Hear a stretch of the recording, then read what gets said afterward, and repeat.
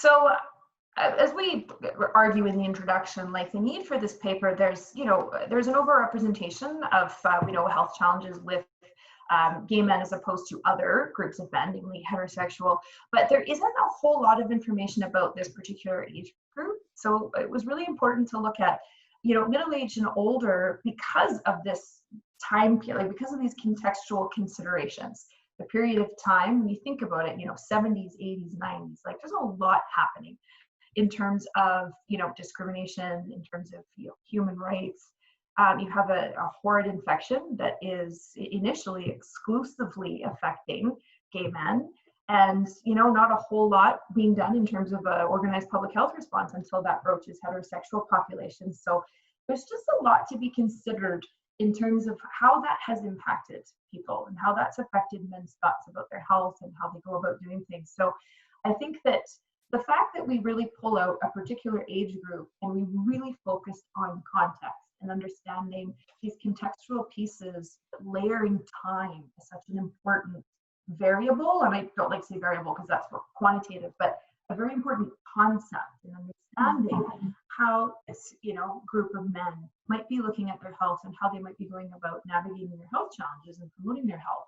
It's really important to consider their experiences in this period of time over a long period for human beings, like potentially say upwards of 30 years. So just kind of taking these key pieces of context and time is really important to understand how people look at their health and then how they manage their health.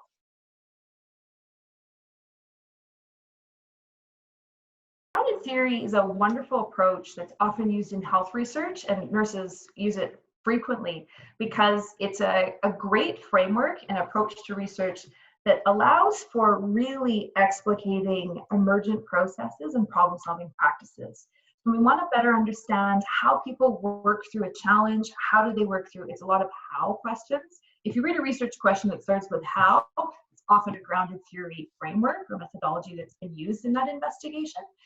And Sharma's grounded theory in particular was really appropriate for this study because Sharma's argues that we really need to appreciate contextual circumstances to understand processes. So we really need to look at how the contextual circumstances are influencing how this problem-solving process is evolving.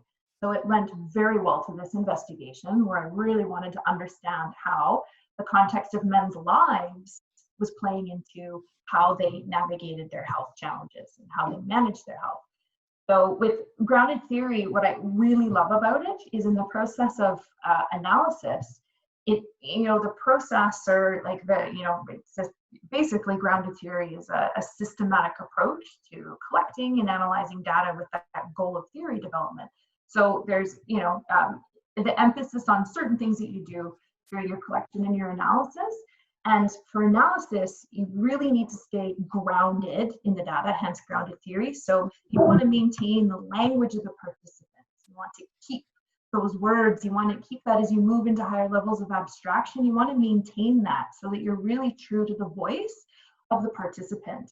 And that's so important for this kind of work where you have people that have gone through tremendous adversity. They've had such, I say incredible, but just really unfortunate experiences that are hardships, and how they've worked through that to like maintain their words and what that person is saying about it through that process of moving it to a higher level of abstraction. I think just always keeping the researcher tuned to, hey, remember to stay true to the words of the participants so we don't get too far away from that. And grounded theory uses gerunds, like when you're doing your analysis, you keep the action in your coding.